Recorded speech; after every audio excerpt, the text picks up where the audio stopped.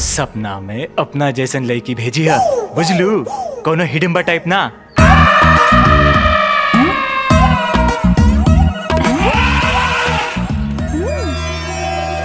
चंपा कुमारी के प्रणाम स्वीकार करी माई। माई, हमरी माई के तो तू हमरे पैदा होते ही ऊपर बुला लेहलू। बाबूजी पाल पोस के बड़ कईने। अब हमार बिया नहीं के होत। काहे काहे कि हम तनी एक भर सावर बानी।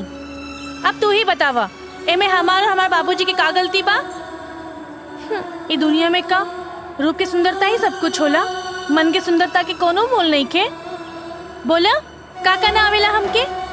खाना, झाड़ू, बर्तन, पोछा, आंगन त आंगन हम दुआरो लिप देनी गोबर से। ओकरे बाद भी जे के हमरा के देखे आवेला हमारे रूप देख के भाग जाला, और ऐसे हमारे बाबूजी के टेंशन और बढ़ जाला। अब बतावा, बाबूजी के कुछ हो गई तो हमसे बड़ा भागिन दुनिया में केहू ना होई। ए माई, तू एगो काम कर, आज एगो चमत्कार कर दो। आज जे केहू हमके देखे आवे वाला बा, वो लोग हमके पसंद कर ले और हमार बियाह फिक्स हो जाई।